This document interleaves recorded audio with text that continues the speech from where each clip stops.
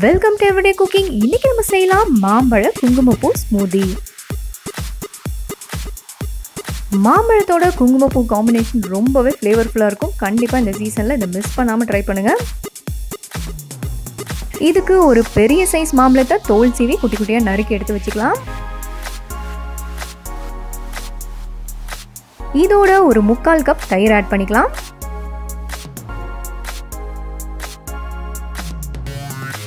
இதோட ஒரு பிஞ்ச் குங்குமப்பூவை வெதுவெதுப்பான தண்ணியில் ஒரு 1 மணி நேரம் வரைக்கும் ஊற வச்சு இதோட ஆட் பண்ணிக்கோங்க. அடுத்ததாக சர்க்கரை 2லேருந்து 3 டேபிள் ஸ்பூன் வரைக்கும் ஆட் பண்ணலாம். மாம்பழத்தோட இனிப்பை பொறுத்து அட்ஜஸ்ட் பண்ணிக்கோங்க. இப்போ இது எல்லாத்தையும் மிக்சியில் போட்டு அடித்தாலும் சரி, இல்லை இந்த மாதிரி பிளெண்டர் வச்சுருந்தீங்கன்னா பிளெண்ட் பண்ணாலும் சரி, ரெண்டும் ஒன்று தான். இதை நல்லா அரைச்சிருங்க. அரைக்க இது க்ரீமி ஆகிட்டே இருக்கும் அண்ட் கொஞ்சம் கெட்டியாகவும் ஆகும். இதோ இது சூப்பராக பிளெண்ட் ஆகிடுச்சு. இப்போ இதை நீங்கள் வேணும்னா ரெஃப்ரிஜரேட் பண்ணலாம், இல்லை அப்படியே கூட சாப்பிட்லாம்.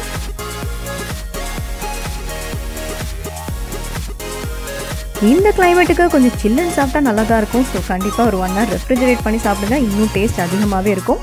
இதுக்கு மேலே கொஞ்சம் நட்ஸ் எல்லாம் தூவலாம். இது நறுக்குனா பாதாம், பிஸ்தா, முந்திரி உங்களுக்கு எவ்வளோ வேணுமோ அவ்வளோ போடுங்க.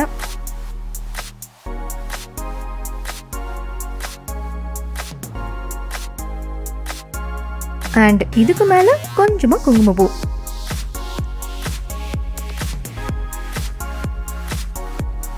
நான் இதை ரொம்ப ரசித்து சாப்பிட்டேன். ரொம்ப டேஸ்ட்டாக இருந்துச்சு. கண்டிப்பாக நீங்களும் ட்ரை பண்ணுங்கள். வேறொரு இன்ட்ரெஸ்டிங்கான ரெசிபியோடு உங்களை சந்திக்கிறோம். உங்கள் வீடியோஸ் எல்லாம் பிடிச்சிருந்தால் லைக் பண்ணுங்கள், ஷேர் பண்ணுங்கள், கமெண்ட் பண்ணுங்கள் அண்ட் மறக்காம எங்கள் சேனலுக்கு சப்ஸ்கிரைப் பண்ணுங்கள்.